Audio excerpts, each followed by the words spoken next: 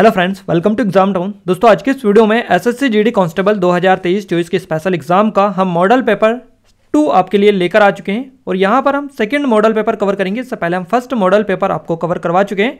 अगर आपने उसको नहीं देखा है तो आप जरूर से देखिएगा, क्योंकि काफ़ी अच्छे खासे क्वेश्चन हम उसमें आपको कवर करवाए हैं। यहाँ पर आपको कुल मिलाकर पूरा का पूरा पेपर सोल्व करवाया जाएगा, यानी कि आपका 100% एज इट इज पेपर आपके एग्जाम में मिलने वाला है। तो बिना टाइम वेस्ट किए हम सबसे पहले स्टार्ट करते हैं हमारे फर्स्ट क्वेश्चन से। उससे पहले आप सभी से रिक्वेस्ट है, इस वीडियो को लाइक कर दीजिए, शेयर कर दीजिए अपने दोस्तों के साथ, साथ ही सब्सक्राइब भी कर लीजिए। फिर हम फटाफट इस वीडियो को स्टार्ट करते हैं। क्लियर है? तो आई थिंक आपने सभी काम कर लिया होगा। अब स्टार्ट करते हैं हमारे फर्स्ट क्वेश्चन से। पहला क्वेश्चन आपकी स्क्रीन पर आपको दिखाई दे रहा है। क्वेश्चन नंबर फर्स्ट है, ईस्ट इंडिया कंपनी को किस संधि के तहत बंगाल, बिहार और उड़ीसा पर दीवानी अधिकार दिए गए थे? काफ़ी ज़्यादा इंपॉर्टेंट क्वेश्चन है और ये मल्टीपल एग्जाम में आपकी पूछा जा चुका है। आपका जो सही जवाब इस क्वेश्चन का रहेगा, ये फर्स्ट ऑप्शन ही करेक्ट आंसर रहेगा। आप भी इन क्वेश्चनों के अटेम्प्ट कर सकते हैं और लास्ट में आप अपना स्कोर चेकआउट कर सकते हैं। यहाँ पर गाइस हिंदी, जीके और जीएस के काफ़ी अच्छे खासे क्वेश्चन आपको देखने को मिलेंगे, साथ ही करंट अफेयर भी इसमें हमने डाला है। तो यहाँ पर कुल मिलाकर 4-5 सब्जेक्ट आपके कवर हो जाएंगे, यानी कि जीके, जीएस हो जाएगा, इसके अलावा करंट अफेयर हो जाएगा, हिंदी हो जाएगा। तो इन सभी के मिक्सअप क्वेश्चन हम कवर करेंगे और आपकी काफ़ी ज़्यादा हद तक यहाँ से जो है प्रैक्टिस होने वाली है। तो यहाँ से इलाहाबाद संधि जो है बिल्कुल करेक्ट आंसर हो जाएगा। ईस्ट इंडिया कंपनी की जो संधि को जो है इलाहाबाद की संधि के तहत बंगाल, बिहार और उड़ीसा पर दीवानी का अधिकार दिए गए थे। अब ये आपको पता होना चाहिए कि जो इलाहाबाद की जो संधि हुई थी ये कब हुई थी। तो इलाहाबाद की जो संधि हुई थी ये हुई थी 12 अगस्त 1765 को। क्लियर है? तो ये तो आपको पता चल चुका है कि 12 अगस्त 1765 को इलाहाबाद की संधि पर हस्ताक्षर किए गए थे। अब ये भी आपको पता होना चाहिए कि किन के बीच में हुई थी। तो इलाहाबाद की जो संधि थी ये मुगल सम्राट थे शाह आलम द्वितीय और ईस्ट इंडिया जो कंपनी थी इसके रॉबर्ट क्लाइव थे। तो इन दोनों के बीच में ये संधि हुई थी। तो यहाँ पर हम आपको सारे इसी तरह के एक्स्ट्रा फैक्ट कवर करवाते चलेंगे ताकि आपकी और ज़्यादा जो पॉइंट है आपके क्लियर होते चले। तो यहाँ पर इतना आपको पता चल चुका है कब ये आप बेसिकली संधि हुई थी और किन के बीच में हुई थी और किस बंगाल, बिहार और उड़ीसा, इन तीनों पर का दीवानी जो अधिकारी ये दिए गए थे इलाहाबाद की संधि के तहत। तो ये तो आपका क्लियर हो चुका है। ध्यान रखिएगा, इस तरह के क्वेश्चन आपके एग्जाम में पूछे जाते हैं। एक और इंटरेस्टिंग यहाँ से बात निकल कर आ रही है कि इस संधि के तहत शाह आलम जो द्वितीय है इन्होंने कंपनी के संरक्षण में आए थे और इन्होंने ईस्ट इंडिया कंपनी को बंगाल, बिहार और उड़ीसा पर दीवानी अधिकार जो रुपए हैं ये वार्षिक भुगतान के लिए 26 लाख रुपए प्रदान किए थे। तो 26 लाख रुपए ये भी आपकी कई बार एग्जाम में पूछा जा चुका है, कितने रुपए प्रदान किए थे? तो 26 लाख रुपए प्रदान किए थे। आइए अगला सवाल देखते हैं। अगला क्वेश्चन है हमारी स्क्रीन पर, निम्नलिखित में से कौन प्रगतिशील कर का उदाहरण है? प्रगतिशील कर का उदाहरण इनमें से कौन सा है? तो आपका सही जवाब इनकम टैक्स रहेगा, यानी कि आपका जो करेक्ट आंसर हो जाएगा आयकर। इनकम टैक्स जो है ये होता है प्रगतिशील कर का उदाहरण। तो हमारा सेकेंड ऑप्शन करेक्ट आंसर हो जाएगा। अब यहाँ पर थोड़ी सी आपको डेफिनेशन भी इसके पता होना चाहिए। इनकम टैक्स जो होता है, आयकर जो होता है, ये एक प्रगतिशील कर होता है। क्लियर है? सीधे करदाता की भुगतान करने की क्षमता से ये संबंधित होता है और हर साल में अपनी आय की एक निश्चित हिस्सा जो होता है आयकर के रूप में केंद्र सरकार को देना होता है। ये तो आप सभी को पता ही है। तो ये आता है प्रगतिशील कर के अंतर्गत। इसके अलावा जो आयकर के लिए केंद्र सरकार के जो नियम है उसके अनुसार, स्लैब के अनुसार सभी लोगों की जो आय है उस पर एक निश्चित कर लागू होता है। तो ये भी आपको पता होगा कि निश्चित कर जो होता है, एक आय होती है सबकी फिक्स आय। अब 5 लाख, 10 लाख, तो सबके लिए अलग अलग परसेंटेज होता है आयकर का, इनकम टैक्स का, कितने रुपए तक की कमाई पर कितना टैक्स लगेगा। तो इस तरह से है, सबके लिए अलग अलग ये होता है हर एक इनकम पर। तो हर साल रिटर्न जमा करना होता है, आपको ये पता ही है। प्रत्येक व्यवसाय और व्यक्ति को कर भुगतान करना होता है। आइए नेक्स्ट क्वेश्चन को हम देखते हैं। अगला सवाल है आपकी स्क्रीन पर, यह हिंदी का क्वेश्चन है आपका, दीवार के भी कान होते हैं वाक्य में दीवार शब्द का बहुवचन बताइए। दीवार के भी कान होते हैं वाक्य में दीवार शब्द का जो बहुवचन आपको दिखाई दे रहा है यहाँ से, दीवारों, यहाँ से आपका करेक्ट आंसर हो जाएगा। देखिए यहाँ से आपका जो करेक्ट आंसर दीवारों रहेगा। क्यों रहेगा दीवार? क्योंकि दीवार जो है इसका, दीवार के भी कान होते हैं वाक्य में दीवार जो शब्द है इसका बहुवचन आपसे पूछा है, यानी कि कुल मिलाकर अगर ये भी ना भी दे रखता तो भी आपको यही बताना था कि दीवार शब्द का बहुवचन बताइए। तो दीवारों, दीवारें, दीवारों, दीवारें, है ना। तो दीवारों के भी कान होते हैं, इस तरह से ये सेंटेंस पढ़ा जाएगा। यहाँ से हमारा थर्ड ऑप्शन इस क्वेश्चन का करेक्ट आंसर है। और गाइस यहाँ से ये बहुवचन वाले जो क्वेश्चन है ये आपको याद रखना है ये इसी तरह से आपके काफ़ी इजी क्वेश्चंस भी आते हैं और काफ़ी टफ भी क्वेश्चंस आपको कुछ देखने को मिल सकते हैं। सभी लेवल का पैटर्न देखने को मिलता है, बट यहाँ पर हिंदी में जो है ईजी ही क्वेश्चंस ज़्यादातर देखने को मिलते हैं। तो इसके अनुसार जो दीवार शब्द है इसका जो बहुवचन हो जाएगा ये दीवारों हो जाएगा। आइए अगला सवाल देखते हैं। अगला क्वेश्चन है आपकी स्क्रीन पर, हिंदी का शुद्ध वर्तनी का चयन कीजिए। शुद्ध वर्तनी का चयन करना है यहाँ पर। अब देखिए यहाँ पर आपको 4 अलग अलग वर्ड दे रखे हैं। तो यहाँ पर परीक्षित, मिलित और तिलांजलि, इसके अलावा तिलांजलि। तो इनमें से आपका जो सही जवाब दे रखा है, यानी कि सही जो आपको शुद्ध वर्तनी वाला पहचान करना है, ये आपका ये रहेगा तिलांजलि, यानी कि थर्ड वाला जो तिलांजलि लिखा है ये बिल्कुल करेक्ट है। आपका करेक्ट आंसर हो जाएगा तिलांजलि। क्लियर है? इस तरह से आपको देखना है। और इसका अर्थ क्या होता है तिलांजलि का? तो सदा के लिए किसी चीज़ को त्याग देने का संकल्प होता है बेसिकली तिलांजलि। तो ये भी आप ध्यान रखिएगा। हो सकता है आपसे ये दे दे तिलांजलि और पूछ लिया जाए कि इसका अर्थ बताइए क्या होता है, या फिर ये पूरा सेंटेंस दे दे और बताइए इसको एक शब्द में क्या बोलते हैं, क्या ये होता है।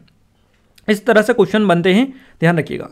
अगला क्वेश्चन आपकी स्क्रीन पर है, बिना वेतन काम करने वाले के लिए एक शब्द बताइए। तो बिना वेतन काम करने के लिए जल्दी से कमेंट में कमेंट करके बता दीजिएगा सही जवाब इस क्वेश्चन का क्या रहेगा।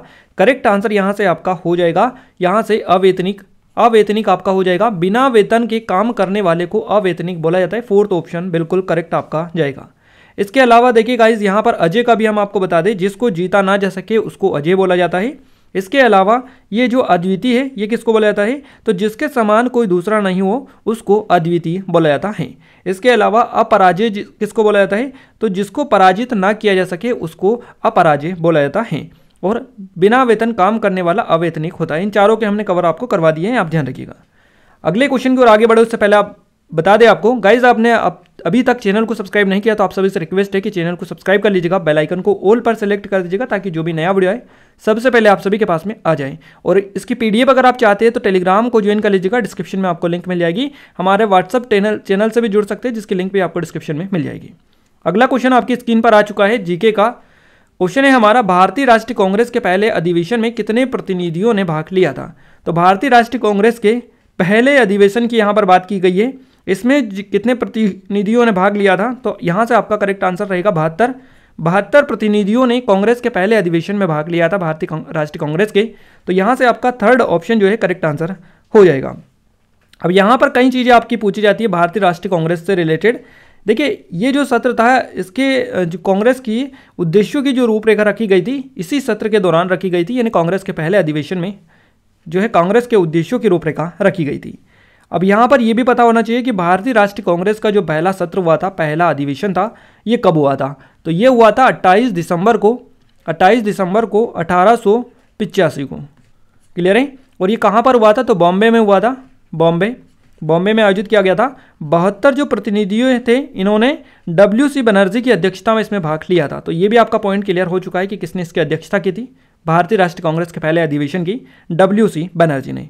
इसके अलावा एक सेवानिवृत्त अंग्रेजी IPS अधिकारी थे, एलन ऑक्टेवियन ह्यूम। इनकी पहल के तहत ये जो है बेसिकली पहला सत्र आयोजित किया गया था। ध्यान रखिएगा। तो A.O. ह्यूम इनका नाम है और इनके तहत ही ये सेवानिवृत्त IPS अधिकारी थे।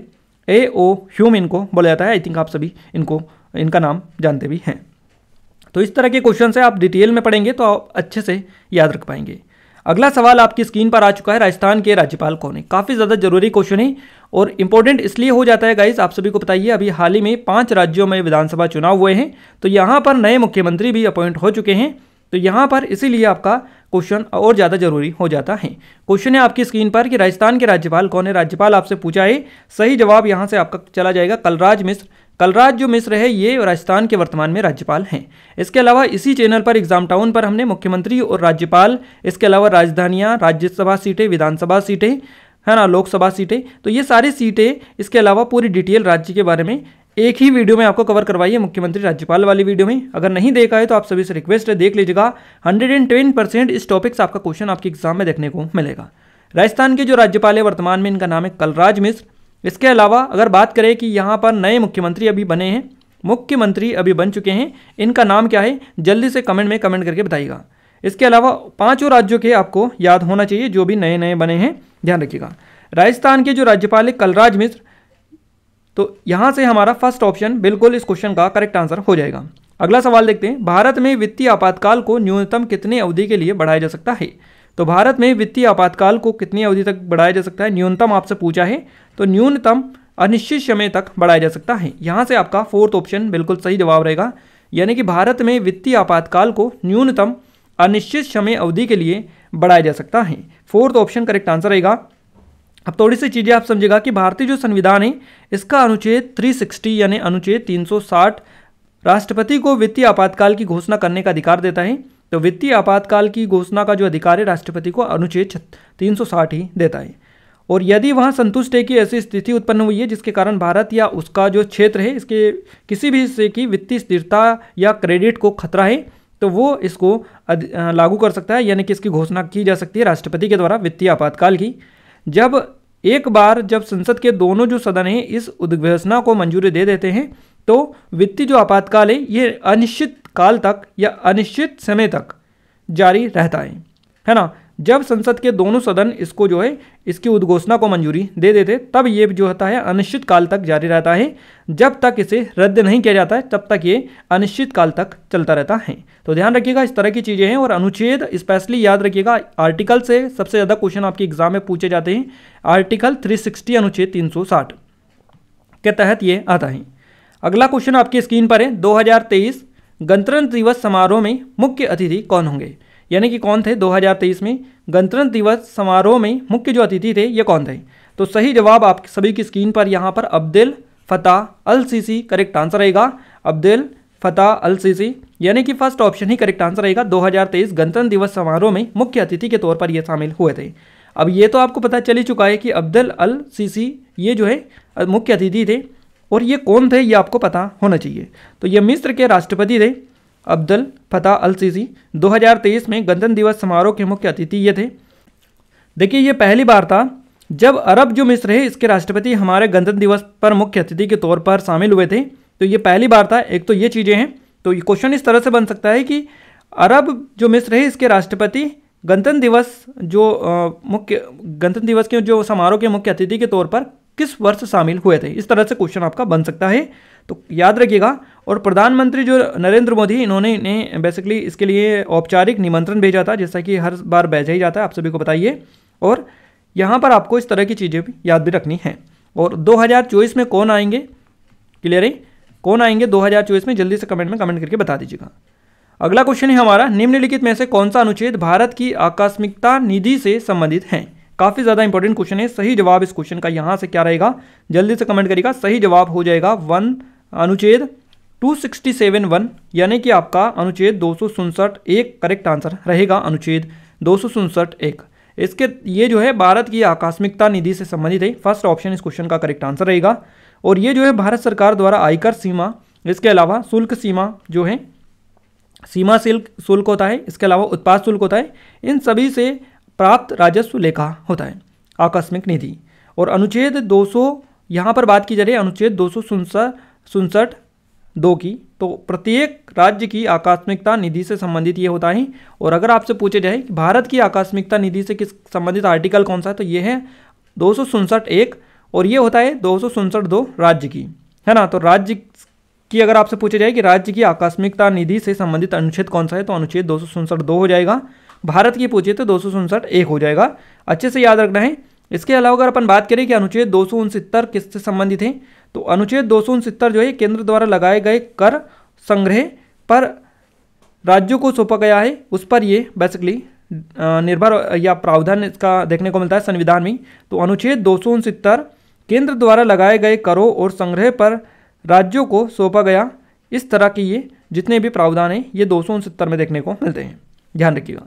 अगला क्वेश्चन आपकी स्क्रीन पर है, 2022 सीजन की F1 की अंतिम रेस में अबू धाबी ग्रैंड प्रिक्स किसने जीता। तो 2022 सीजन की F1 की अंतिम रेस की यहाँ पर बात की जा रही है, और ये जो जीता है ये जीता है मैक्स वेरस्टापेन, यानी कि आपका सेकंड ऑप्शन करेक्ट आंसर रहेगा। मैक्स वेरस्टापेन ने ये जीता है। मैक्स वेरस्टेपन जो है 2022 की F1 की अंतिम रेस में अबू धाबी ग्रैंड प्रिक्स इन्होंने जीत लिया है। तो ये आप थोड़ा सा ध्यान रखिएगा। अगला क्वेश्चन है आपकी स्क्रीन पर, निम्नलिखित में से कौन माउंट एवरेस्ट पर चढ़ने वाली सबसे कम उम्र की महिला है। काफ़ी ज़्यादा इंपॉर्टेंट क्वेश्चन है, 3 स्टार इसके सामने आप लगा लीजिएगा। माउंट एवरेस्ट पर चढ़ने वाली सबसे कम उम्र की महिला कौन है, क्लियर है? तो आप सभी जल्दी से क्लिक करिएगा। आई थिंक आप सभी लोगों को इसका राइट आंसर पता ही है। इसका सही जवाब आपका रहेगा पूर्णा मालवत, यानी कि आपका ऑप्शन नंबर 4 करेक्ट आंसर हो जाएगा। पूर्णा मालवत जो है ये माउंट एवरेस्ट पर चढ़ने वाली सबसे कम उम्र की महिला बन गई हैं।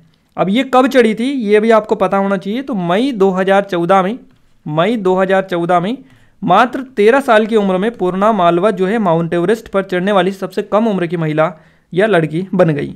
तो ध्यान रखिएगा, मात्र 13 वर्ष की उम्र में ये चढ़ गई माउंट एवरेस्ट पर। कब चढ़ी? मई 2014 में। इसके अलावा यहाँ पर बात की जा रही है, ऑप्शन आपको मिला है अंशु जमसेनपा। इनकी बात करें तो 5 दिनों में 2 बार माउंट एवरेस्ट पर चढ़ने वाली भारत की पहली महिला ये हैं। क्लियर है? 5 दिनों में 2 बार माउंट एवरेस्ट पर चढ़ने वाली भारत की पहली महिला है अंशु जमसेनपा, इनका नाम है। इसके अलावा यहाँ पर ऑप्शन मिला है आपको कामी रीता शेरपा की। तो इनकी बात करें, इनके नाम क्या रिकॉर्ड है? तो 25 बार माउंट एवरेस्ट पर इन्होंने चढ़ाई की है। कामी रीता शेरपा जो है इन्होंने 25 बार अब तक माउंट एवरेस्ट पर चढ़ाई की है।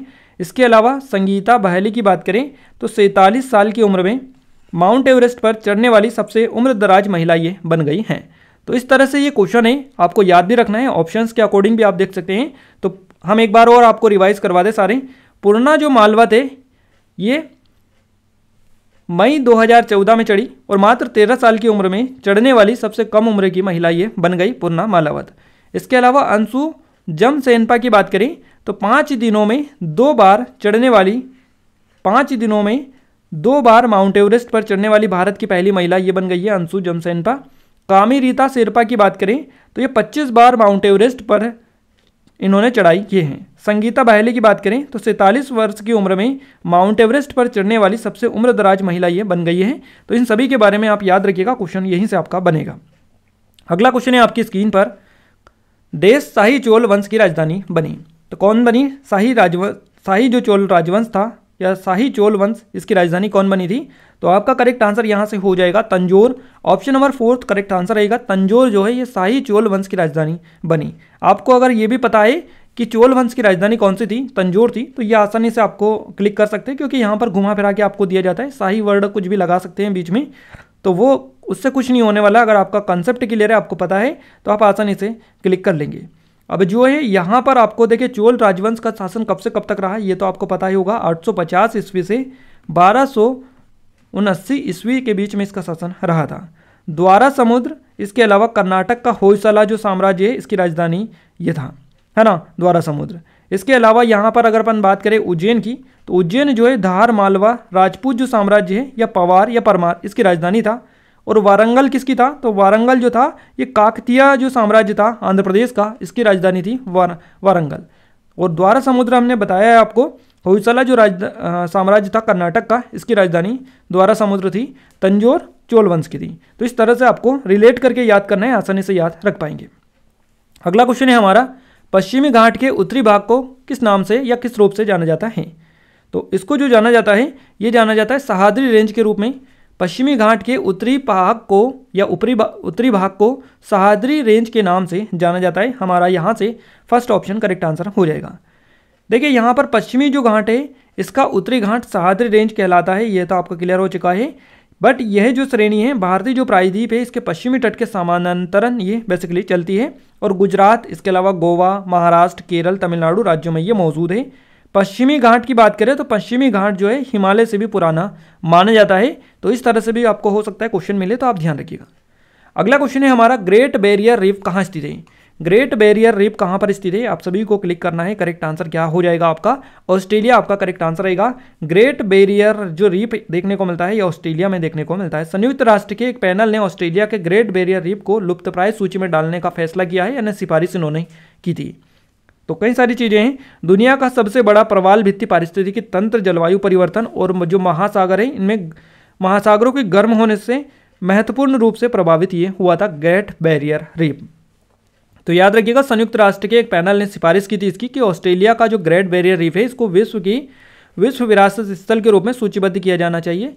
तो खतरा जो है जो कि खतरे में है, तो इसको अगर इस तरह का विरासत स्थल के रूप में सूचित किया जाता है तो इस तरह का हो सकता है खतरा भी कम हो सके।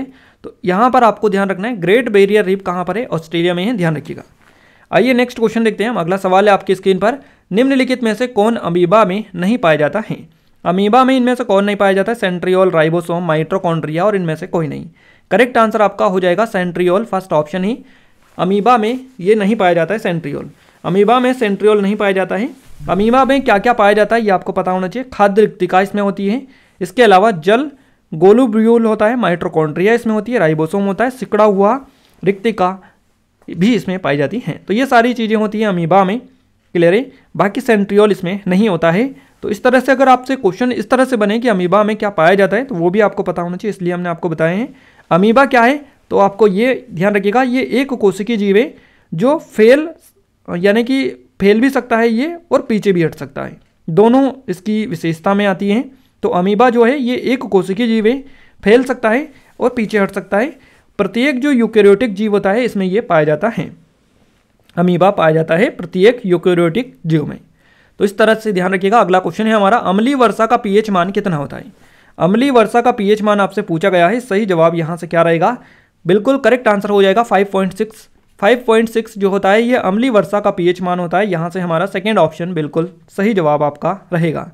इसके अलावा अगर आपसे पूछा जाए कि पानी का पीएच मान कितना होता है तो 7 होता है, क्लियर है। पानी का पीएच मान 7 होता है। और अम्लीय वर्षा का आपसे पूछा है तो यहाँ पर 5.6 होगा, क्लियर है। देखिए वायुमंडलीय जो कार्बन डाइऑक्साइड है इसके साथ मिलने के कारण बारिश का जो पानी है ये अम्लीय हो जाता है, तो इसीलिए इसको अम्लीय वर्षा बोला जाता है। तो यहाँ पर वायुमंडलीय कार्बन डाइऑक्साइड इसमें मिल जाती है, इसलिए ये जो बारिश का पानी होता है अम्लीय हो जाता है। और इसका जो पीएच मान होता है ये 5.6 फिर हो जाता है, यानी कि वर्षा का यानी पानी का जो पीएच मान होता है ये 7 होता है। अब इसमें कार्बन डाइऑक्साइड मिल जाती है तो ये 5.6 हो जाता है, अम्लीय हो जाता है। इसलिए यहाँ से आपका क्या रहेगा? 5.6 ही करेक्ट आंसर रहेगा। अगला क्वेश्चन आपकी स्क्रीन पर है, फीफा विश्व कप 2022 का पहला मैच किसने जीता? काफ़ी इंपॉर्टेंट क्वेश्चन है। सही जवाब यहाँ से इक्वाडोर रहेगा, इक्वाडोर यानी कि थर्ड ऑप्शन करेक्ट आंसर है। विश्व कप के पहले मैच में मेजबान जो कतर है इसको इक्वाडोर है इसने बेसिकली हरा दिया है, कतर को हराया इसने, कतर को। तो फीफा विश्व कप 2022 का पहला जो मैच है ये इक्वाडोर ने जीता। यहाँ से हमारा थर्ड ऑप्शन करेक्ट आंसर हो जाएगा, ध्यान रखिएगा, काफ़ी ज़्यादा इंपॉर्टेंट क्वेश्चन है। अगला क्वेश्चन है, अल बरूनी द्वारा लिखित प्रसिद्ध पुस्तक कौन सी है? अल बरूनी की किताब आपको सभी को पता ही है और आप सभी ने काफ़ी बार इस किताब को पढ़ भी रखा है, यानी कि इसके बारे में पढ़ रखा है आपको कि अल बरूनी ने कौन सी किताब लिखी है। जल्दी से क्लिक कर दीजिएगा आप सभी लोग। सही जवाब रहेगा किताब उल हिंद। किताब उल हिंद जो लिखी है ये अल बरूनी के द्वारा लिखी गई है, हमारा सेकेंड ऑप्शन करेक्ट आंसर रहेगा। अब यहाँ पर आपको ये तो पता चल ही चुका है कि अल बरूनी ने किताब उल हिंद लिखी है। अब इसके बारे में थोड़ी सी और डिटेल जान लीजिए जो आपकी एग्जाम पॉइंट ऑफ व्यू से इंपॉर्टेंट है। किताब उल हिंद जो है अल बरूनी के द्वारा लिखी गई 1301 में, 1301 में लिखी गई ये पुस्तक है और इसमें तारीख उल हिंद के नाम से इसे जाना जाता है। किताब उल हिंद को तारीख उल हिंद भी कहा जाता है, क्लियर है। इस पुस्तक में 80 अध्याय है, यानी 80 अध्यायों में इसको विभाजित किया गया है। और बेसिकली यहाँ पर इस तरह से भी देखने को मिलता है इस पुस्तक के बारे में कि सरल और स्पष्ट है। दर्शन, धर्म, खगोल विज्ञान, कानून, समाज, रीति रिवाज, यानी कि जितने भी टॉपिक देखने को मिलता है इस तरह के धर्म, समाज, खगोल विज्ञान, कानून और सामाजिक, इस तरह की चीज़ें इसमें जो है शामिल की गई है। धर्म, दर्शन, रीति और परंपरा पर भी इसमें प्रकाश डाला गया है, इस तरह से कहा जाता है इसके बारे में। 80 अध्यायों में इसको विभाजित किया गया। 1301 में इसने लिखी थी अल बरूनी ने किताब उल हिंद। इसको एक और नाम से जाना जाता है तारीख उल हिंद के नाम से। आइए अगला सवाल देखते हैं। नेक्स्ट क्वेश्चन है हमारा, उष्मागतिकी के प्रथम नियम को किसके रूप में भी जाना जाता है? उष्मागतिकी के प्रथम नियम को किसके रूप में जाना जाता है? सही जवाब रहेगा ऊर्जा संरक्षण के नियम के रूप में भी इसको जाना जाता है, यानी कि हमारा थर्ड ऑप्शन करेक्ट आंसर रहेगा। उष्मागतिकी का पहला जो नियम है ये ऊर्जा संरक्षण के नियम का एक संस्करण माना जाता है और उष्मागतिकी प्रणाली के लिए अनुकूलित ये किया गया है। तो ऊर्जा संरक्षण का नियम आपका यहाँ से बिल्कुल करेक्ट आंसर हो जाएगा, ऑप्शन नंबर थर्ड। आइए नेक्स्ट क्वेश्चन देखते हैं। अब हिंदी का क्वेश्चन हमारे सामने आ चुके हैं। हिंदी का पहला क्वेश्चन है आपका, 4 विकल्पों में से शुद्ध वाक्य चुनिए। 4 विकल्पों में से शुद्ध वाक्य चुनना है आपको। तानसेन महान संगीतज्ञ थे, तानसेन महान संगीतज्ञ था, तानसेन महान संगीतज्ञ था, तानसेन महान संगीतज्ञ थे। तो इनमें से आपका जो करेक्ट आंसर है शुद्ध वाक्य जो है जिसमें बिल्कुल भी एरर ना हो वो आपको यहाँ से चुनना है। तो करेक्ट आंसर आपका तानसेन महान संगीतज्ञ थे, यानी कि तानसेन महान संगीतज्ञ था, ये जो है आपका बिल्कुल करेक्ट आंसर हो जाएगा, ऑप्शन नंबर सेकेंड का ये बिल्कुल करेक्ट आंसर हो जाएगा। क्योंकि बाकी जो सभी है इनमें कुछ ना कुछ एरर आपको देखने को मिल रहा है, कुछ ना कुछ एरर इनमें देखने को मिल रहा है यहाँ पर। क्लियर है? तो इस तरह से ये भी गलत है आपका, ये भी गलत है और ये भी गलत है, ये तीनों गलत है। 1, 3 और 4, 2 वाला आपका बिल्कुल करेक्ट आंसर हो जाएगा, क्योंकि इसमें बिल्कुल भी एरर नहीं है। अगला क्वेश्चन आपकी स्क्रीन पर है, निम्नलिखित में से शुद्ध वर्तनी का चयन कीजिए। निम्नलिखित में से शुद्ध वर्तनी का चयन आपको करना है। यहाँ पर आपको 4 अलग अलग वर्ड यानी कि एक ही वर्ड दे रखा है, बट इनकी वर्तनी में एरर है, तो इसमें से बिना एरर वाला पहचानना है आपको। उन्नति आपको बेसिकली पहचानना है कि कौन सा सही है। तो इनमें से उन्नति, उन्नति, उन्नति, उन्नति, है ना। तो यहाँ से आपका सेकेंड वाला बिल्कुल करेक्ट रहेगा, क्योंकि इसमें कोई भी एरर नहीं है, ये बिल्कुल शुद्ध है। इसी तरह से आपको पहचानना है। इतना ज़्यादा आपका एसएससी जीडी की हिंदी जो है बिल्कुल लो लेवल की आती है। अगर ऐसे कहें तो बिल्कुल इजी आती है, आसानी से अगर आपने थोड़ा बहुत भी पढ़ रखा है तो बिल्कुल आप 20 में से 20 नंबर बिल्कुल लेकर आ जाएंगे, कोई बड़ी बात नहीं है। बट यहाँ पर आपको प्रैक्टिस करना जरूरी है, इसलिए आप डेली क्लासेस में आ जाया करें टाइम टू टाइम। और अगर आपको क्लासेस का नहीं पता है तो आप वीडियो चैनल पर आकर एक बार देख लें, वीडियो आई है नहीं आई है, नोटिफिकेशन को ऑन कर ले बेल आइकन को दबाकर, ताकि आपको जैसे ही वीडियो आएगा तुरंत से नोटिफिकेशन मिल जाएगा। इस तरह से अगर आप प्रैक्टिस करते रहेंगे गाइस, तो आप अच्छा खासा स्कोर कर पाएंगे। हिंदी कोई यहाँ पर ज़्यादा हवा नहीं है, वैसे ही बना रखा है, इसमें कुछ भी नहीं है, आप आसानी से बना लेंगे। और जीके का हम सारा आपको कवर करवा रहे हैं, आसानी से आपको सारी चीज़ें क्लियर हो जाएगी। देखिए क्वेश्चन है हमारा FSSAI, है ना। तो इसने घटती जनसंख्या को रोकने के लिए देश को खाद्य पशु के रूप में मान्यता दी है। किसको दी है खाद्य पशु के रूप में मान्यता इसने? तो इसने जो दी है ये दी है योग को। योग आपका करेक्ट आंसर रहेगा। FSSAI ने घटती जनसंख्या को रोकने के लिए याक को खाद्य पशु के रूप में मान्यता दी है। हमारा थर्ड ऑप्शन करेक्ट आंसर हो जाएगा। अब यहाँ पर आपको ये पता होना चाहिए कि ये FSSAI ये क्या है।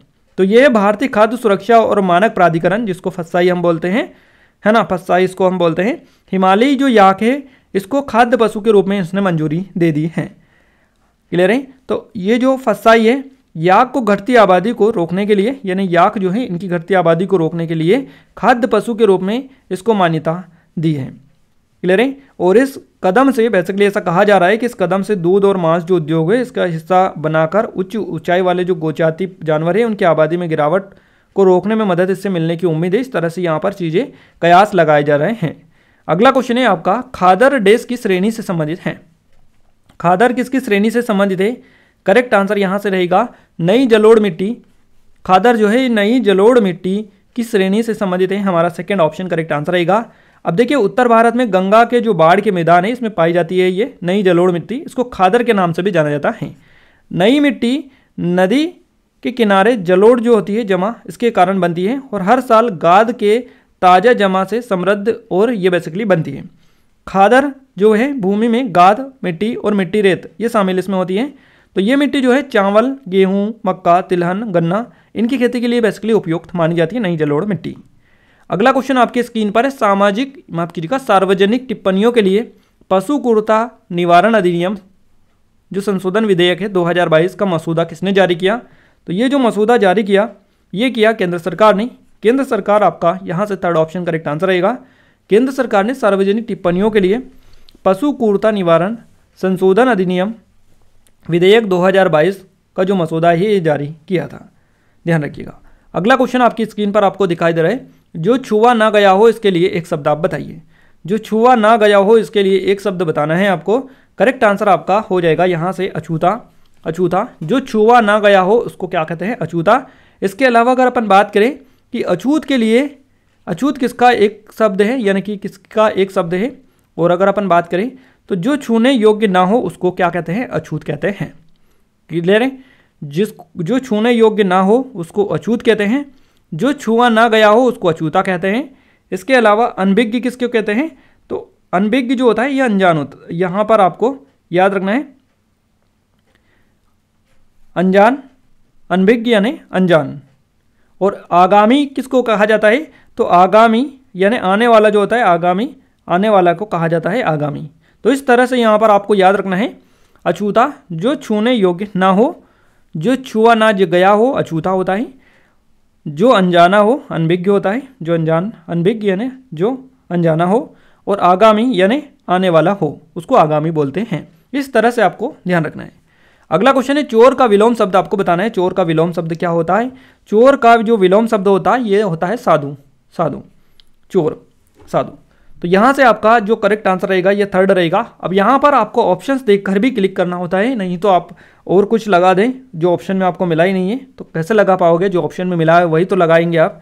बट यहाँ पर थोड़ा सा और ध्यान दीजिएगा कि ऑप्शंस के अकॉर्डिंग ही आपको क्लिक करना रहता है। तो यहाँ से आपको साधु जो है ये थर्ड ऑप्शन बिल्कुल करेक्ट आंसर रहेगा।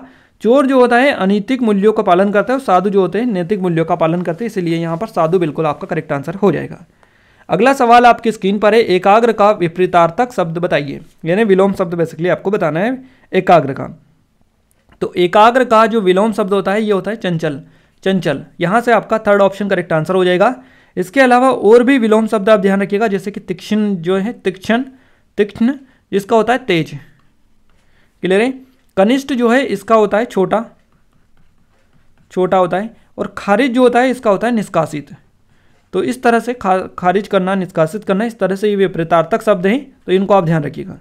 अगला क्वेश्चन है, छोटी आयु में बुद्धिमान होना से किस मुहावरे का अभिप्राय है? छोटी आयु में बुद्धिमान होना से किस मुहावरे का अभिप्राय है? पेट में दाढ़ी होना, दाल में काला, नाच न जाने आंगन टेढ़ा, ओस का मोती होना। क्लियर है? तो यहाँ से आपका जो करेक्ट आंसर रहेगा, छोटी आयु में बुद्धिमान होना यानी पेट में दाढ़ी होना। पेट में दाढ़ी होना ये कहा जाता है छोटी आयु में बुद्धिमान होने को। तो यहाँ से आपका फर्स्ट ऑप्शन ही करेक्ट आंसर हो जाएगा। और इसका अगर वाक्य में प्रयोग करेंगे तो किस तरह से आप करेंगे? तो इस तरह से आप कर सकते हैं, जैसे कि किसी व्यक्ति का नाम आप लिख सकते हैं कि कोई जो है 7 वर्ष का है और इस उम्र में उसकी जो सियानों जैसी बातें सुनकर सभी जो लोग कहते हैं कि इसके लिए पेट में दाढ़ी है। इस तरह से आप इस वाक्य में प्रयोग कर सकते हैं। बट हो सकता है आपसे ऐसा पूछा जाए एग्जाम में, तो आप प्रैक्टिस करके तो रख लीजिएगा। अगला सवाल आपकी स्क्रीन पर आ चुका है, आकाश से बातें करना से किस मुहावरे का अभिप्राय है? आकाश से बातें करना किस मुहावरे का अभिप्राय है? ईंट का जवाब पत्थर से देना, आ बैल मुझे मार, आंखें चार होना, चादर के बाहर पैर पसारना। तो करेक्ट आंसर यहाँ से आपका हो जाएगा ऑप्शन नंबर 4 वाला, चादर के बाहर पैर पसारना यानी आकाश से बातें करना। ऑप्शन नंबर 4 बिल्कुल करेक्ट आंसर रहेगा। व्यक्ति को चादर के बाहर पैर पसारना नहीं चाहिए, इस तरह से भी इसका वाक्य में प्रयोग आप कर सकते हैं। आइए नेक्स्ट क्वेश्चन देखते हैं। उससे पहले चैनल को सब्सक्राइब कर लीजिएगा, आप सभी से रिक्वेस्ट है। वीडियो को लाइक कर दीजिए, चैनल को सब्सक्राइब कर लीजिए, बेल आइकन को ऑल पर सेलेक्ट कर दीजिए। पीडीएफ के लिए टेलीग्राम को ज्वाइन कर लीजिएगा। अगला क्वेश्चन आपकी स्क्रीन पर आपको दिखाई दे रहा है, कान काटना मुहावरे का अर्थ बताइए। कान काटना मुहावरे का जो अर्थ है ये क्या होता है? तो मूर्ख होना, चतुर होना, विनम्र होना, चोरी करना। जल्दी से क्लिक करिएगा, क्या करेक्ट आंसर आपका हो जाएगा? तो चतुर होना, कान काटना यानी चतुर होना, सेकेंड ऑप्शन करेक्ट आंसर हो जाएगा, ध्यान रखिएगा। अगला क्वेश्चन आपकी स्क्रीन पर आ चुका है, गद्यांश वाला क्वेश्चन आपकी स्क्रीन पर आ चुका है। गद्यांश में रिक्त स्थान की आपको पूर्ति करना है। क्लियर है? तो इस तरह से ये क्वेश्चन आपको अटेम्प्ट करना है और काफ़ी इजी होते हैं इस तरह के क्वेश्चंस, क्योंकि आप आसानी से इन क्वेश्चनों का जो है ये, और सबसे बड़ी बात ये है गाइस कि ये जीके का है, जीके वाला पैराग्राफ है, गद्यांश है ये आप, तो बड़ी आसानी से आपको कुछ कुछ चीज़ें पता है और आप आसानी से बना लेंगे। देखिए यहाँ पर सेंटेंस आपको इतना पढ़ लेना है, उसके बाद में क्लिक करना है। पूर्वोत्तर भारत में 7 राज्य है जिन्हें का यहाँ पर रिक्त स्थान दे रखा है, तो जिन्हें बहनों के नाम से जाना जाता है। अगर आपको पता है तो आप आसानी से बता लेंगे, क्योंकि 7 राज्य है तो उनको 7 सिस्टर बोला जाता है। तो यहाँ से आपको इसी में से मिल जाएगा आधे से ज़्यादा क्वेश्चंस। तो उत्तर पूर्व, और यहाँ पर वापस से रिक्त स्थान या डेज आ चुका है, इसको एक दूसरे पर परस्पर निर्भरता के कारण आमतौर पर 7 बहनों की भूमि के रूप में जाना जाता है। इन 7 बहनों में यहाँ पर आपको वापस से रिक्त स्थान भरना है। प्रदेश असम, मेघालय, मणिपुर, मिजोरम, नागालैंड, और ये यहाँ पर बताना है आपको क्या आएगा, को मिलाकर 7 राज्यों को यह नाम दिया गया है।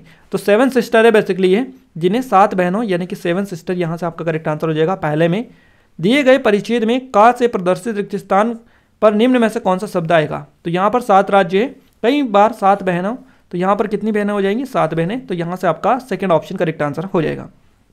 अगला क्वेश्चन आपकी स्क्रीन पर है, यहाँ पर आपसे क्या पूछा है? ख वाला पूछा है, यानी कि यहाँ पर क्या आएगा? तो उत्तर पूर्व को इनके दूसरे परस्पर निर्भरता के कारण आमतौर पर 7 बहनों की, तो यहाँ पर चीन, नेपाल, बांग्लादेश, भारत। उत्तर पूर्व बांग्लादेश, चीन, नेपाल, भारत। तो भारत यहाँ से आएगा, क्योंकि उत्तर पूर्व भारत को इनके एक दूसरे पर परस्पर निर्भरता के कारण आमतौर पर 7 बहनों की भूमि के रूप में जाना जाता है। तो यहाँ से आपका भारत आ जाएगा, फोर्थ ऑप्शन करेक्ट आंसर हो जाएगा। अगला क्वेश्चन आपकी स्क्रीन पर आ चुका है इसी गद्यांश का। यहाँ पर अब आपसे पूछे ग वाला, यानी कि यहाँ पर क्या आएगा? यहाँ पर क्या आएगा? तो इसमें आपको देखिए इन 7 बहनों में कौन कौन से राज्य इस तरह से यहाँ पर हैं। तो यहाँ पर प्रदेश किसके बाद में आएगा, इस तरह से भी आप पहचान सकते हैं, और नहीं तो डायरेक्टली आप क्लिक कर सकते हैं क्योंकि काफ़ी ईजी है। तो यहाँ पर मिजोरम में भी प्रदेश नहीं आएगा, नेपाल में भी नहीं आएगा, मणिपुर में भी नहीं आएगा, अरुणाचल प्रदेश में आएगा। तो प्रदेश यहाँ से आप क्लिक कर लीजिएगा, सेकंड ऑप्शन करेक्ट आंसर रहेगा। इस तरह से, है ना। तो इस तरह से आप आसानी से क्लिक कर सकते हैं, कोई ज़्यादा बड़ी बात नहीं है इस तरह के क्वेश्चंस को अटेम्प्ट करना, आप आसानी से बना लेंगे। अब नेक्स्ट जो है ये गद्यांश आपके सामने आ चुका है। निर्देश दिया गया है कि नीचे दिए गद्यांश को ध्यानपूर्वक पढ़िए और गद्यांश में वर्णित तथ्यों के आधार पर 15 क्वेश्चन नंबर 15 से 18 के उत्तर दीजिए। यानी प्रश्न 15 से 18 तक जो है ये आपको इसी गद्यांश को पढ़कर उत्तर देना है। तो आप 2 मिनट वीडियो को पॉज करिए, पूरा जो गद्यांश है इसको अच्छे से पढ़ लीजिए, उसके बाद में आगे आप बढ़िए और क्वेश्चंस को आप सोल्व करिए। पहला क्वेश्चन आपकी स्क्रीन पर आ चुका है। क्वेश्चन नंबर पहला आपका 15वां, शास्त्री जी के किस एक गुण की वजह से उन्हें आज भी याद किया जाता है। अब इस क्वेश्चन का जो जवाब है वो आपको यहीं पर मिलेगा, इसी गद्यांश में। इसी गद्यांश में उसका जवाब आपको मिल जाएगा। क्लियर है। तो यहाँ से साहस, धैर्य, नैतिकता और मेहनत, आपका क्या करेक्ट आंसर रहेगा, क्या करेक्ट आंसर आपका रहेगा। इस तरह से आप क्लिक कर लीजिएगा, पूरा पढ़ लें, उसके बाद में आसानी से आप क्लिक कर लेंगे। कोई बड़ी बात इस तरह के क्वेश्चंस को अटेम्प्ट करना नहीं है। क्लियर है। तो करेक्ट आंसर यहाँ से क्या होगा, नैतिकता होगा, नैतिकता। और इसमें आपको मिल जाएगा कहीं ना कहीं नैतिकता आपको जरूर से मिलेगा। नैतिक दृढ़ता का प्रदर्शन कर प्रतिष्ठा अर्जित की, इस तरह से नैतिकता जो वर्ड है आप ढूंढ लीजिएगा। नैतिकता नहीं भी ढूंढे तो आप पहले एक बार इसको अच्छे से पढ़ लीजिए, सारा जो पैराग्राफ है पूरा का पूरा। इसको पढ़ने के बाद में आप आसानी से बना लेंगे, आपको पता चल जाएगा कौन सा वर्ड कहाँ पर दे रखा है, कौन सा कहाँ पर है, आसानी से आप बना लेंगे। क्लियर है, नैतिकता आएगा। अगला क्वेश्चन है, पाकिस्तान के राष्ट्रपति अयूब खान से शास्त्री की पहली मुलाकात कहाँ हुई थी। और ये जीके की क्वेश्चन है, अगर आपको पता है तो आप आसानी से बना लीजिए, मत पढ़िए फिर सारे क्वेश्चन पूरा पैराग्राफ, है ना। आपका जो करेक्ट आंसर यहाँ से होगा ये कराची होगा। कराची में ये मिले थे, कराची में मिले थे। और ये कब मिले थे, तो 1964 में एक बैठक के बाद शास्त्री जो कराची में अयूब खान से मिले थे, जो कि पाकिस्तान के राष्ट्रपति थे। अगला क्वेश्चन है, नेहरू और अयूब खान किस मुद्दे के समाधान के कगार पर थे। तो आपका जो करेक्ट आंसर यहाँ से रहेगा वो क्या होगा, ये यहाँ से आपका हो जाएगा कश्मीर, है ना। कश्मीर मुद्दा भारत और पाकिस्तान के बीच में आपको पता ही है, काफ़ी दिनों से ये चर्चित है। तो नेहरू और अयूब खान जो है कश्मीर के मुद्दे पर मुद्दे के समाधान पर कगार पर थे। तो यहाँ से आपका थर्ड ऑप्शन करेक्ट आंसर हो जाएगा। क्लियर है। नेक्स्ट क्वेश्चन है, 1965 का भारत पाकिस्तान युद्ध कितने समय तक चला। अब यहाँ पर इसी पैराग्राफ में आपको पूरा दे रखा है, 1965 का भारत और पाकिस्तान जो युद्ध था कितने समय तक चला था। क्लियर है। इस तरह से यहाँ पर आपको सारी चीज़ें मिल जाएंगी। तो ये जो चला था ये 4 हफ्ते तक चला था, 4 हफ्ते। यहाँ से थर्ड ऑप्शन आपका बिल्कुल करेक्ट आंसर हो जाएगा। देखिए यहाँ पर आपको इस तरह से क्लिक करना है, 1965 का भारत जो पाकिस्तान युद्ध था कितने समय तक चला था। इस तरह से यहाँ पर आपको सारे जो क्वेश्चन थे इसी में से मिल जाएंगे, यानी कि कुछ भी आपको नया करने की ज़रूरत ही नहीं है। यहीं पर आपको सारे 3 हफ्ते, यहाँ पर आपका 3 हफ्ते आएगा। क्या आएगा, 3 हफ्ते यहाँ पर आएगा। ऑप्शन नंबर 4 बिल्कुल करेक्ट आंसर आएगा। 3 हफ्ते ये लड़ाई चली थी, इसके बाद में यहाँ पर जो है संघर्ष विराम जो है प्रभावी हो चुका था। 3 हफ्तों के बाद में संघर्ष विराम की घोषणा यहाँ पर की गई थी। तो यहाँ से आपका 4th ऑप्शन बिल्कुल करेक्ट आंसर हो जाएगा। क्लियर है। अगला क्वेश्चन हम देखते हैं। नेक्स्ट क्वेश्चन है, शुद्ध वर्तनी का चयन कीजिएगा। गरिष्ठ, गरिष्ठ, गरिष्ठ और गरिष्ठ। तो आपका इनमें से जो करेक्ट आंसर रहेगा ये कौन सा रहेगा। क्लियर है। यहाँ से आपका जो करेक्ट आंसर हो जाएगा ये गरिष्ठ हो जाएगा, थर्ड वाला गरिष्ठ। और इसका जो अर्थ होता है गरिष्ठ का, ये होता है देर से पचने वाला भोजन, इसको गरिष्ठ बोला जाता है। तो यहाँ से थर्ड ऑप्शन बिल्कुल इसमें शुद्ध वर्तनी है, यानी बिल्कुल शुद्ध है। अगला क्वेश्चन है, मुकुर का पर्यायवाची आपको बताना है क्या होता है। तो मुकुर का जो पर्यायवाची होता है ये यहाँ से आपका हो जाएगा, क्या होगा, मुकुर का पर्यायवाची। जल्दी से क्लिक करिएगा। क्लियर है। इस तरह के क्वेश्चन है गाइस, और आप आसानी से इन क्वेश्चनों को बना लेंगे, कोई बड़ी बात नहीं है। और मुकुर का दर्पण, नौकर, चाकर, सेवक। जल्दी से कमेंट में कमेंट करके बताइएगा। क्वेश्चन ऑफ द डे है आपका ये। क्लियर है। जल्दी से कमेंट में कमेंट करके बता दीजिएगा कि आपका सही जवाब इस क्वेश्चन का क्या रहेगा। दर्पण, नौकर, चाकर और सेवक, ये क्वेश्चन ऑफ द डे है। और इसका जो भी आंसर हो आपको कमेंट में कमेंट करके बताना है कि इसका राइट आंसर आपका क्या रहेगा। क्लियर है गाइज। यहाँ पर अगर आपने अभी तक चैनल को सब्सक्राइब नहीं किया तो आप सभी से रिक्वेस्ट है कि चैनल को सब्सक्राइब कर लीजिए, इस वीडियो को लाइक कर दीजिए, शेयर कर दीजिए, साथ ही बेल आइकन को ऑल पर सेलेक्ट कर दीजिएगा ताकि जो भी नया वीडियो है सबसे पहले आप सभी के पास में पहुँच पाए। इन सभी एग्जाम के लिए लगातार वीडियोस यहाँ पर आपको मिल रही है। जो एग्जाम अभी चल रही है, आपके एग्जाम में काफ़ी कम टाइम बचा हुआ है, तो हम लगातार आपके लिए वीडियोस लेकर आ रहे हैं। बिल्कुल एक भी वीडियो को मिस मत करिएगा, क्योंकि काफ़ी ज़्यादा कंटेंट हम रिसर्च करके आपके लिए लेकर आ रहे हैं। पूरे के पूरे मॉडल पेपर जो वायरल हुए हैं सारे के सारे आपके लिए लेकर आ रहे हैं। तो आप सभी से रिक्वेस्ट है कि इन वीडियोज़ को आप जरूर से देखें, क्योंकि 110% इन्हीं में से आपके क्वेश्चन आपके एग्जाम में आपको देखने को मिलेंगे। क्लियर है? टेलीग्राम को भी ज्वाइन कर लीजिएगा, पीडीएफ यहाँ पर मिल जाएगी, ताकि आप और अच्छे से उनका रिवीजन कर पाएं और अच्छी तैयारी आप कर पाएं। क्लियर है?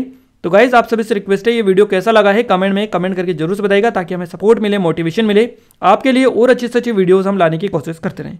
क्लियर है? तो मिलते हैं हमारे नेक्स्ट स्टडी वीडियो में, तब तक के लिए जय हिंद, वंदे मातरम।